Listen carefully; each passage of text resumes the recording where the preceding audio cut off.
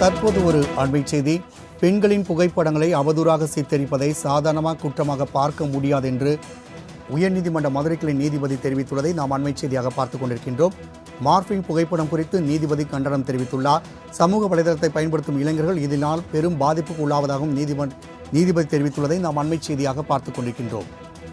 குறிப்பிட்ட பெண் மட்டுமல்லாமல் பெண் சமூகத்திற்கே பாதிப்பு ஏற்படுவதாக உயர்நீதிமன்ற மதுரை கிளை கருத்து தெரிவித்துள்ளதை நாம் அண்மை செய்தியாக பார்த்துக் கொண்டிருக்கின்றோம்.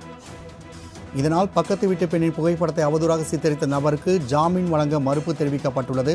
தற்போது நாம் அதனை அண்மை செய்தியாக பார்த்துக் கொண்டிருக்கின்றோம். மார்பிங் புகைப்படம் குறித்தான வழக்கில் நீதிபதி தனது கண்டனத்தை தெரிவித்துள்ளார். சமூகத்தின் மீது தாக்கத்தை ஏற்படுத்தும் குற்றமாக இருப்பதால் ஜாமீன் வழங்க முடியாது என்று தெரிவித்துள்ளார். பெண்களின் புகைப்படங்களை அவதூறாக சித்தரிப்பதை சாதாரண குற்றமாக பார்க்க முடியாது என்றும் நீதிபதி தெரிவித்துள்ளதை நாம் அண்மை செய்தியாக பார்த்துக் கொண்டிருக்கின்றோம்.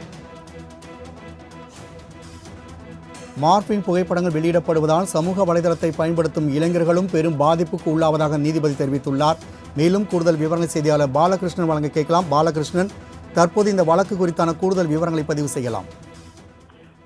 வணக்கம் ராம்குமார். பெண்களின் புகைப்படங்களை அவதூறாக சித்தரித்து சமூக வலைதளங்களில் பதிவிட்டதால் குறிப்பிட்ட பெண் மட்டுமல்லாமல் பெண் சமூகத்திற்கே பாதிப்பு ஏற்படுகிறது. இதுபோன்ற குற்றங்களை சாதாரண குற்றமாக பார்க்க முடியாது என நீதிபதி கருத்து தெரிவித்துள்ளார். சமூக வலைதளங்களில் இதுபோன்ற செயல்களால் சமூக வலைதளத்தை பயன்படுத்தும் இளைஞர்களுக்கு பெரும் பாதிப்புக்குள்ளாகின்றனர் எனவும் நீதிபதி கருத்து தெரிவித்துள்ளார்.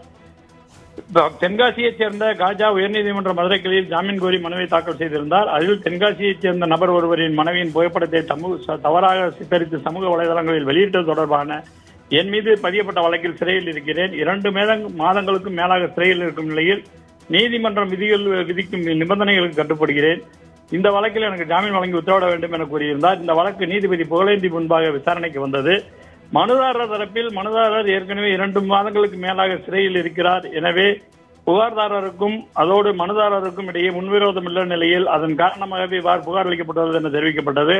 நீதிபதி மனுதாரர் பெண் ஒருவரின் புகைப்படத்தை தவறாக சித்தரித்து சமூக வலைதளங்களில் வெளியிட்டது மட்டுமல்லாமல் அவரை கால்கேல் என அடையாளப்படுத்தி சமூக வலைதளத்தில் பதிவேற்றுள்ளார். இதுபோன்ற குடும்பத்தையும் பாதிக்கப்படும் என்பதால் மாறாக சமூக வலைதளத்தை பயன்படுத்தும் இளைஞர்களையும் பாதிப்பதாக உள்ளது. மனுதாரர் மீது பதிவு செய்யப்பட்டிருக்கும் குற்றம் 3 ஆண்டுகளுக்கு மேல் தண்டனை வழங்கும் குற்றமாக இருப்பதோடு சமூகத்தின் மீது தாக்கத்தை ஏற்படுத்தும் குற்றமாகவும் இருப்பதால் அவருக்கு ஜாமீன் வழங்க முடியாது என குறிப்பிட்டு வழக்கை தள்ளுபடி செய்து உத்தரவிட்டுள்ளார் ராம்குமார்.